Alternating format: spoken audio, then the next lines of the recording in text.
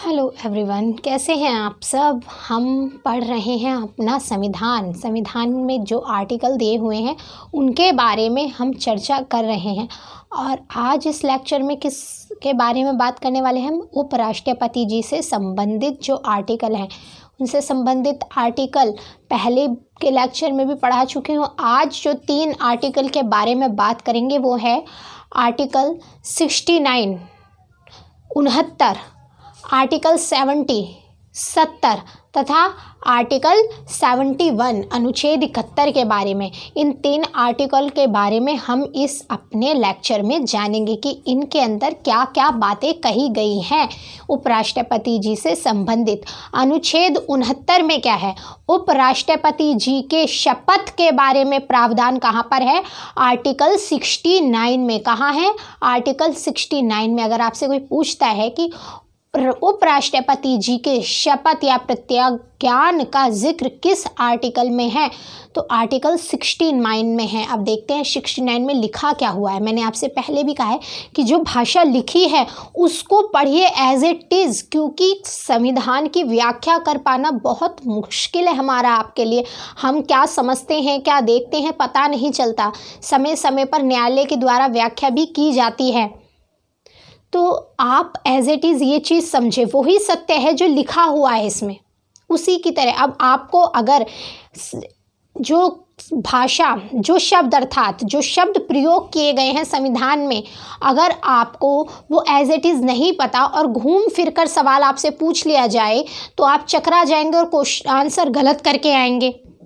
क्यों? क्योंकि आपने एज इट इज़ वो लाइन उस तरीके से नहीं पढ़ी, सीधी तरीके से जैसे दी हुई थी। अगर आप चीज़ों को ध्यान से पढ़ते हैं तो सारे क्वेश्चन इजीली अटैम्प्ट कर लेंगे। अगर नहीं पढ़ते तो फिर वो घुमा फिरा के, क्योंकि सीधे सीधे क्वेश्चन का ट्रेंड अब नहीं रहा है।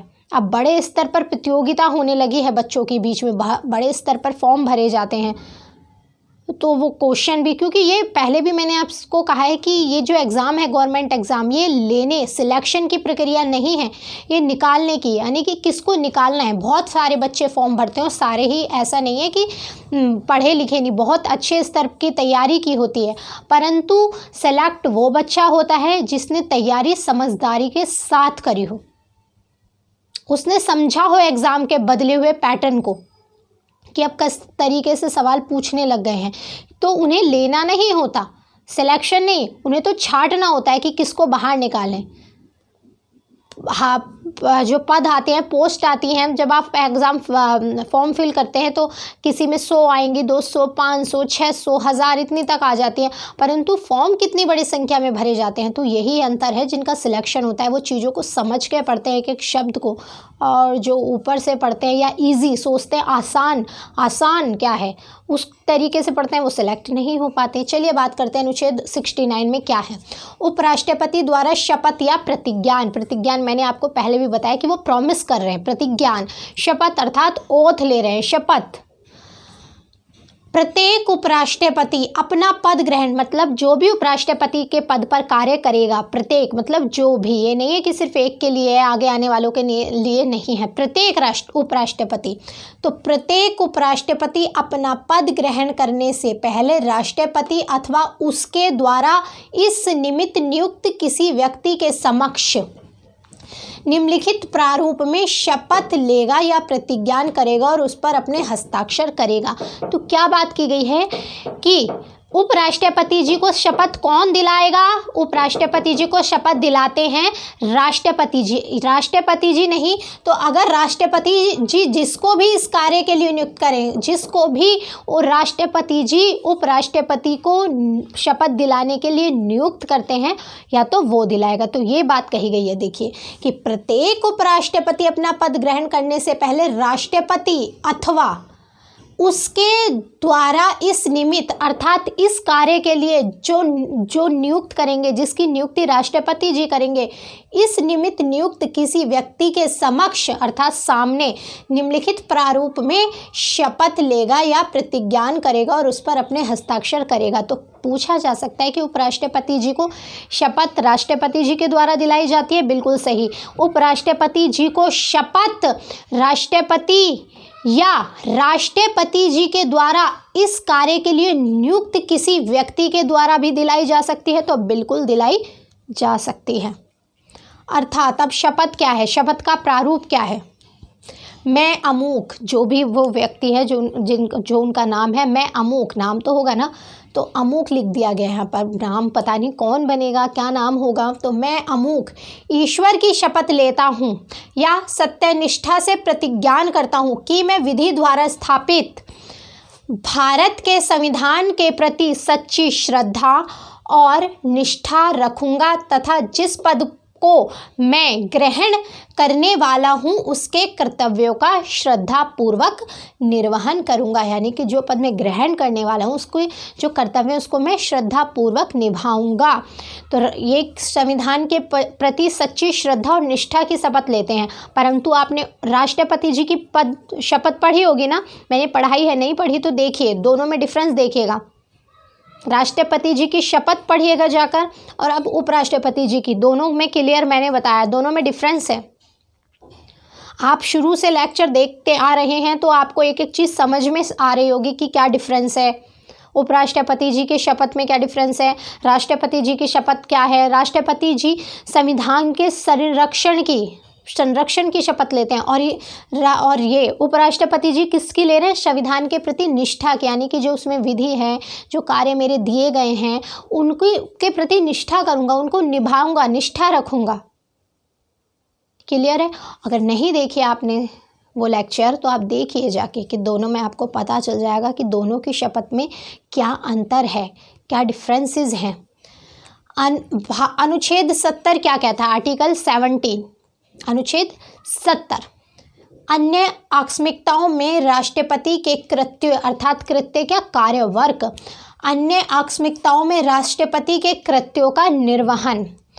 आपको मैंने इससे पहले भी हमने उपराष्ट्रपति जी से संबंधित कुछ अनुच्छेद पढ़े हैं, उसमें बताया गया है कि अगर राष्ट्रपति जी की मृत्यु हो जाती है या महाभियोग के द्वारा उनको पद से हटाया जाता है तो राष्ट्रपति जी के कार्यों का निर्वहन कार्यवाहक राष्ट्रपति के रूप में उपराष्ट्रपति जी के द्वारा किया जाता है। ये बात बता दी गई है। परंतु यहाँ क्या कहा गया है, यहाँ डिफरेंस सुनिए कि अन्य आकस्मिकताओं में राष्ट्रपति जी के कार्यों का निर्वहन। अब वो आकस्मिकता कैसे, कि संसद ऐसी किसी आकस्मिकता, अचानक, मतलब आकस्मिकता क्या होता है, अचानक, सडनली, आकस्मिकता में जो इस अध्याय में उपबंधित नहीं है, राष्ट्रपति जी के कृत्यों के निर्वहन के लिए ऐसा उपबंध कर सकेगी जो वह ठीक समझे। कुछ ऐसी आकस्मिकता आ जाती है, कुछ ऐसे अचानक स्थिति उत्पन्न हो जाती है जिसका उपबंध, जिसके बारे में बात संविधान में नहीं की गई है, तो इस अचानक आई हुई स्थिति के लिए कौन कानून बना सकता है, संसद। क्लियर रखिएगा ये बात कि अन्य आकस्मिकताओं में राष्ट्रपति के कार्यों का निर्वहन, कुछ ऐसी आकस्मिकता, अब महाभियोग के द्वारा हटाए जाना या राष्ट्रपति जी के द्वारा पद त्याग करना, ऐसी कुछ बातों का तो उल्लेख कर दिया गया। परंतु कुछ ऐसी आकस्मिकता आ जाती है कि कहीं जाना पड़ रहा है, अब बाहर जा रहे हैं राष्ट्रपति जी, उस समय भी तो एट द प्रेजेंट अपने देश में होना चाहिए कोई, तो कार्य कौन करेगा, उनकी सडनली बीमार पड़ गए, तो ऐसी कुछ अचानक स्थिति आ गई जिनके बारे में जिक्र संविधान में नहीं किया गया है, मौन है संविधान उस बारे में कि अगर ये स्थिति आ जाए। क्योंकि सभी चीज संविधान, हमारा संविधान बहुत अच्छी तरीके से बनाया हुआ है, क्योंकि स्थिति कब, क्या, किस समय कैसी आ जाए तो उसके बारे में प्रावधान अनुच्छेद 70 में अगर ऐसी कोई अचानक स्थिति आ जाती है कि अन्य आकस्मिकताओं में राष्ट्रपति के कार्यों का निर्वहन, तो संसद ऐसे किसी आकस्मिकता में जो इस अध्याय में उपबंधित नहीं है, यानी कि जो इस अध्याय में नहीं बताई गई हैं, इस अध्याय में उपबंधित नहीं है, राष्ट्रपति के कार्यों के निर्वहन के लिए ऐसा उपबंध कर सकेगी जो वह ठीक समझे। क्लियर रखिएगा बात, ये बात कही गई है वहाँ पर। तो इससे पहले जो हमने आर्टिकल पढ़े उसमें तो क्लियर दे रखा है कि महाभियोग द्वारा अगर राष्ट्रपति जी को हटाया जाता है या वो अपने पद से त्याग पत्र देते हैं तब कार्यवाहक राष्ट्रपति जी के रूप में उपराष्ट्रपति कार्य करेंगे। परंतु कोई सडनली अचानक ऐसी स्थिति आ जाती है, तब क्या होगा? तो उस समय भी उपराष्ट्रपति जी कार्य करेंगे कार्यवाहक राष्ट्रपति जी के रूप में, परंतु जो इससे संबंधित कानून बनाएगी वो संसद बनाएगी। अनुच्छेद 71 क्या कहता है? 71 राष्ट्रपति या उपराष्ट्रपति के निर्वाचन से संबंधित या संशक्त विषय, यानी कि अगर राष्ट्रपति या उपराष्ट्रपति जी के चुनाव से संबंधित कोई मुद्दा उठता है, कोई ऐसा लगता है कि ये गलत तरीके से चुनाव हुआ है, इसको नहीं जीतना चाहिए था, कुछ भी, कोई भी, आप हमने जब संसद पढ़ रहे हैं पार्लियामेंट में, अगर आपने सीरीज़ देखी होगी पार्लियामेंट वाली, उसमें बताया कि भाई चुनाव होते हैं तो बिल्कुल है, कोई सामने जो खड़ा हुआ है, विपक्ष में जो खड़ा हुआ है, वो कुछ उसे ऐसा लगता है कि ये चीज़ गलत हुई है, सही तरीके से चुनाव नहीं हुआ है, तो ऐसे मुद्दे उठ जाते हैं। तो अगर ये मुद्दे उठते हैं, राष्ट्रपति जी और उपराष्ट्रपति जी के चुनाव के से संबंधित कोई मुद्दा उठता है, तो अनुच्छेद 71 के तहत क्या क्या प्रावधान है ये बात कही गई है। क्या क्या प्रावधान है? पहले तो वो मुद्दा कहाँ लेके जाया जाएगा? राष्ट्रपति या उपराष्ट्रपति के निर्वाचन से उत्पन्न या संशक्त सभी शंकाओं और विवादों की जांच विनिश्चय उच्चतम न्यायालय द्वारा किया जाएगा और उसका निर्णय अंतिम होगा। क्या कहा गया है कि अगर उपराष्ट्रपति जी या राष्ट्रपति जी के चुनाव से संबंधित कोई बात, कोई शंका या विवाद उत्पन्न होता है तो उसको उच्चतम न्यायालय में लेके जाया जाएगा, अन्य किसी न्यायालय में नहीं। ये नहीं कि आप किसी अन्य जो आपके राज्य में न्यायालय उसमें ले जाएंगे या हाई कोर्ट में ले जाएंगे, नहीं, सीधे सुप्रीम कोर्ट, सर्वोच्चतम न्यायालय में, उच्चतम न्यायालय में जाएगा सीधे मामला। और जो निर्णय होगा उनका उच्चतम न्यायालय का, वो अंतिम निर्णय होगा। क्लियर? यदि उच्चतम न्यायालय द्वारा किसी व्यक्ति के राष्ट्रपति या उपराष्ट्रपति के रूप में निर्वाचन को शून्य घोषित कर दिया है जाता है तो उसके द्वारा यथास्थिति राष्ट्रपति या उपराष्ट्रपति के पद की शक्तियों के प्रयोग और कर्तव्यों के पालन में उच्चतम न्यायालय के विनिश्चय जिन उसने निर्णय दिया है कि तारीख को या उससे पहले किए गए कार्य उस घोषणा के कारण अविधि मान्य नहीं होंगे। अब यहाँ बात ये उठती है कि जो विवाद उच्चतम न्यायालय में जाते हैं, अगर वो विवाद सही साबित होंगे तो जो चुनाव किया गया है वो शून्य घोषित कर दिया जाएगा। अब ये जो प्रक्रिया चलेगी, विवाद जाएगा, उस पर फिर निर्णय आएगा। ऐसे तो नहीं है कि विवाद ज़्यादा ही सीधा उसी दिन तुरंत की तुरंत निर्णय आ जाए, 1-2 दिन, 1 हफ्ता तो लगेगा ही ना प्रक्रिया चलने में। कुछ रूल्स, कुछ तरीके, कुछ प्रक्रियाएं होती हैं काम करने की। तो उस समय जो वो व्यक्ति बैठा है जिसके ऊपर विवाद उत्पन्न हुआ है, उसने कुछ कार्य किए होंगे इस समय में, इस ड्यूरेशन में, जो ड्यूरेशन में उच्चतम न्यायालय में विवाद चल रहा है, बातें चल रही हैं, उच्चतम न्यायालय का निर्णय नहीं आया है जब तक, तो उस ड्यूरेशन में उस व्यक्ति ने, वो राष्ट्रपति जी हों या उपराष्ट्रपति जी हों, काम तो किया होगा। तो क्या वो काम भी उनके चुनाव के साथ जो काम उन्होंने किए हैं वो भी समाप्त हो जाएंगे? नहीं, बिल्कुल नहीं होंगे। वो जो कार्य उन्होंने उस समय किए हैं वो वैसे ही लागू रहेंगे। यही बात की गई है कि राष्ट्रपति या, ये देखिए पूरा शुरू से समझिए क्या बात कही गई है। जब मैंने आपको बता दिया, आपको समझ में आ जाएगा कि बोलना क्या चाह रहा है ये। यदि उच्चतम न्यायालय द्वारा किसी व्यक्ति के राष्ट्रपति या उपराष्ट्रपति के रूप में निर्वाचन को शून्य घोषित कर दिया जाता है, अगर विवाद गया है और वो निर्वाचन गलत साबित हो जाता है, शून्य घोषित हो जाता है, शून्य घोषित कर दिया जाता है, तो उसके द्वारा यथास्थिति राष्ट्रपति या उपराष्ट्रपति के पद की शक्तियों के प्रयोग, अगर राष्ट्रपति जी से संबंधित गए हैं या उपराष्ट्रपति जी से संबंधित गई है विवाद, तो क्या उनके पद की शक्तियों के प्रयोग और कर्तव्यों के पालन में उच्चतम न्यायालय के विनिश्चय की तारीख को या उससे पहले किए गए, यानी कि जिस दिन निर्णय आया है उस दिन भी, ये नहीं कि जिस दिन निर्णय आया भाई उस दिन के कार्य नहीं माने जाएंगे, उस दिन के कार्य रद्द कर दिए जाए। तो ये बिल्कुल क्लियर बात कह गई है कि कर्तव्यों के पालन में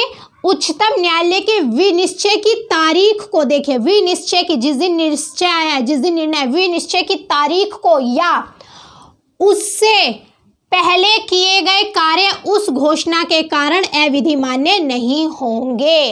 क्लियर? तो जो कार्य किए गए हैं वो रोके नहीं जाएंगे। ये नहीं है कि अब ये राष्ट्रपति जी हटा दिए गए हैं तो इन्होंने जो अपने उस ड्यूरेशन में काम किया है उस टाइम पीरियड में उनको हटा दो, नहीं होगा ऐसा। इस संविधान के उपबंधों के अधीन रहते हुए राष्ट्रपति या उपराष्ट्रपति के निर्वाचन से संबंधित या संसक्त किसी विषय का विनियमन संसद विधि द्वारा कर सकेगी। अगर कुछ बदलाव करने हैं इस अनुच्छेद में तो कौन कर सकता है विधि के द्वारा? संसद कर सकती है। कौन कर सकता है? संसद कर सकती है। यही बात की गई है कि इस संविधान के और वो भी जो संविधान में उपबंध जो प्रक्रिया दी गई है उसी के तहत उसी को ध्यान में रखकर करेगी संसद भी।